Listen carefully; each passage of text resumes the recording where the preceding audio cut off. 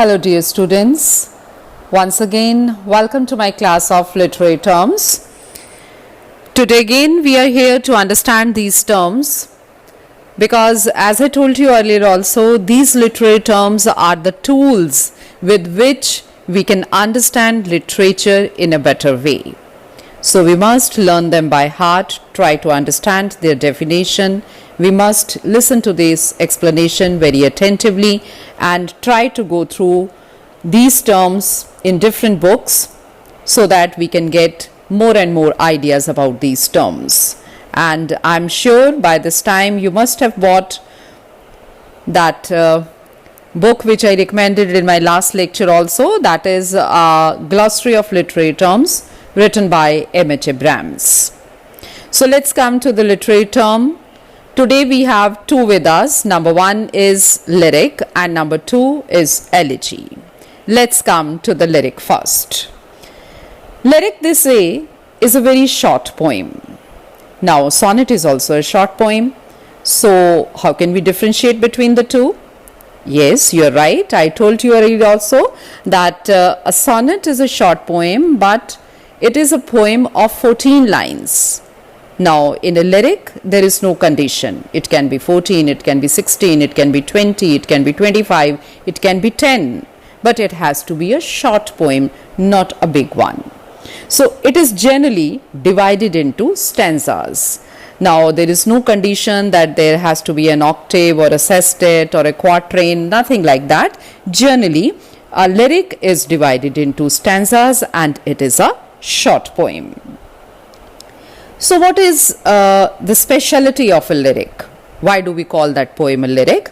Because it directly expresses the thoughts, emotions and feelings of the poet in a melodious language.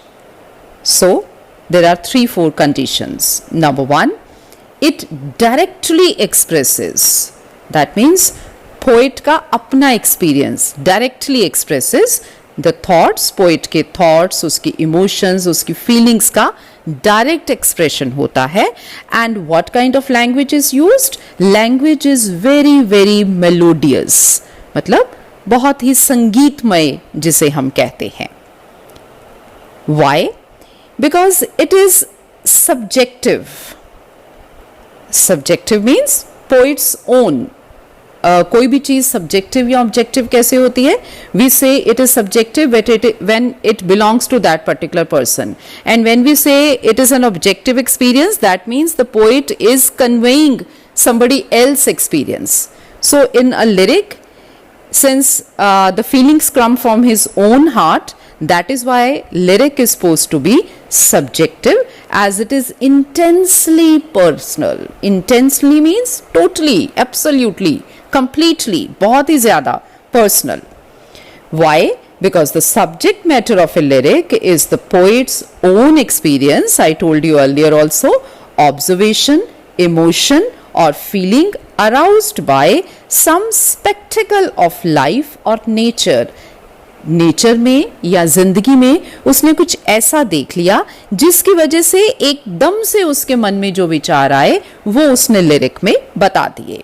It means the lyric is marked by a note of spontaneity. Spontaneity ना हम कहते हैं spontaneously उसने ये कर लिया, एकदम से उसके मन में आया उसने ये कर लिया. So the lyric is marked by a note of spontaneity and sincerity. बहुत ही sincerely जो mind में आया, that expression is given in a lyric. So in other words, we can say a very beautiful thing that lyric is a spontaneous overflow of powerful feelings. Now when we say powerful feelings, that means इतनी सारी जो feelings arouse हुई, पैदा हुई उसके मन को, उसको उसने short form में दे दिया. जैसे हम कहते हैं ना कोई चीज concentrated form में. So in other words, we can say a lyric gives a concentrated thought and has its own unity and style. तभी हम उसको बांट नहीं सकते, अपनी ही unity और अपना ही style होगा. Why? Because it gives a concentrated thought. उसको कंबाइन करके, कंप्रेस करके उन फीलिंग्स को लिरिक में शॉर्ट फॉर्म में एक्सप्लेन किया जाता है. Now, the question is that why the name lyric only? Why not some other short poem? Why this particular term is given?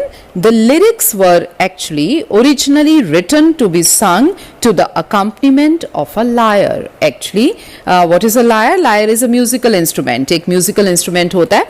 तो originally जब ये lyrics लिखी जा रही थी, poems लिखी जाती थी, तो वो इसलिए लिखी जाती थी, उनका purpose क्या था? To be sung, कि उनको गा के सुनाया जा सके. That is why these type of short poems are termed as lyrics.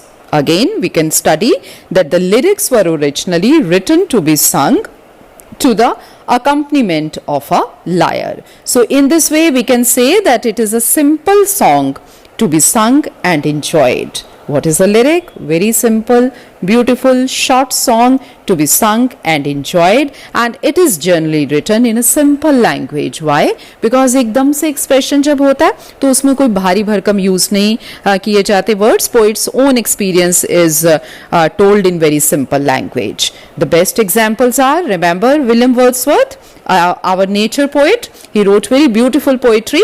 And he wrote very beautiful lyrics also. His lyric, The Solitary Reaper, is a very good example. And all of us, as student of English literature, we have read the lyric written by William Wordsworth with the title, The Daffodils. Remember the poem? We studied it in our 8th standard, in our 10th standard, in our 12th standard also. And again, we are very happy to study it again. Remember, the poet was wandering on a hillside. He was just wandering, घूम रहा था hillside पे, and all of a sudden he happened to see beautiful daffodil flowers lying on that particular valley, and ultimately उसको देख के उसको इतना ज़्यादा मन खुश हुआ that he wrote a poem titled Daffodils. So all the conditions when we apply on this particular poem Daffodils, it is spontaneous, it is lovely, language is melodious, and it is a spontaneous overflow of his feelings. That is why we say that the Daffodils written by William Wordsworth is a fine example of lyric. I hope it is clear to you. Now let's come to our second poem, second term, that is elegy. Now this elegy is a very different kind of term as compared to lyric. When we say lyric is a lovely, beautiful, short poem, this elegy is a different kind of a poem. Let's study. The word elegy has been derived from a Greek word elegia, which means something which is full of melancholy, उदासी से भरी हुई. In other words, we can say that the term elegy stands for a mournful poem. What is mourning? M-O-U-R-N-I-N-G, mourning. When somebody dies, we mourn. किसी की death पे जो हम उदास होते हैं, जो हम उसके बारे में सोचते हैं, अफसोस करते हैं, that is mourning. So the term elegy stands for a mournful poem or a song of lamentation over someone dead. किसी की डेथ पे उदासी से भरा हुआ गीत, अफसोस से भरा हुआ जो गीत है, that is elegy. An elegy is a formal poem of lament for the death of a particular person. So what we have learned कि एक particular person की death पर लिखा हुआ जो song है, expression of the poet है, that is elegy. For example, Tennyson's In Memoriam on the death of Arthur Hallam. अब विलियम टेनिसन ने, लॉर्ड टेनिसन ने एक पोएम लिखी जिसका नाम था इन मेमोरियम. किसकी याद में लिखी? He had a very good friend and patron with him, that is Sir Arthur Hallam. जब उनकी death हो गई, he was so much disturbed over his death that he wrote a big elegy, big poem on his death with the title In Memoriam on the death of Arthur Hallam. So such kind of poems are known as elegy. But in a broader sense, we cannot say that only death of a particular person arouses such kind of feelings और फिर elegy लिखी जाती है. It is not like that. In a broader sense, an elegy may also be a poem of melancholy, reflection upon life's sorrows. Now let's understand these terms. Life's sorrows, जब जिंदगी के जो दुख हैं उनके बारे में विचार करते हुए, रिफ्लेक्शन मीन्स आपके आइडियाज, मेलैंकली मीन्स उदासी से भरे हुए, ठीक है। जब ओवरऑल लाइफ के बारे में फिलोसॉफिकल बातें करते हुए जब एक पोएट लाइफ की सॉरोज के बारे में अपने आइडियाज प्रेजेंट करता है, तो इस तरह की पोएम्स को भी एलिजी की कैटेगरी में लिया जाता है। For example, Gray's Elegy, written in a country churchyard, is one such poem. How is it in this particular category? Because it is written in a country churchyard. एक उसके village का जो कब्रिस्तान है उसमें जो अलग अलग लोग अपनी डेथ के बाद उनको वहाँ पे दफनाया गया है, उन सबको याद करता हुआ पोएट वहाँ पे बैठा हुआ जब लाइफ के बारे में जर्नल अपने फिलोसॉफिकल आइडियाज देता है, that life is full of sorrows and one day each one has to come and stay in this churchyard.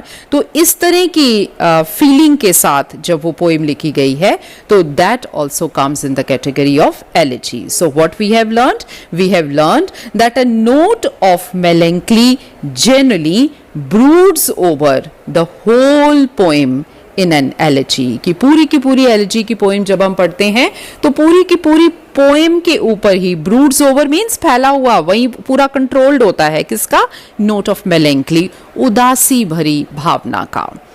A more modern example is W.H. Auden's In Memory of W.A. Yeats. अगर हम कोई modern example लेना चाहें कि किसकी death पर वो elegy लिखी गई, तो W.H. Auden जो एक मॉडर्न पोइट हुए हैं, he had a very good friend W.B. Yeats. W.B. Yeats is also a great poet. जब उसकी बहुत यंग एज में डेथ हो गई तो उसकी मेमोरी में W.H. Auden ने एक poem लिखी in memory of W.A. Yeats. That is a more modern example of elegy. So I hope both the terms are clear to you. Lyric, which is a short lovely poem, and elegy, which is a mournful poem. Both these terms are very important from examination point of view, so you must study them once again and learn them by heart. Next time we'll meet with some more literary terms. Till then, bye, take care and keep working hard. Thank you.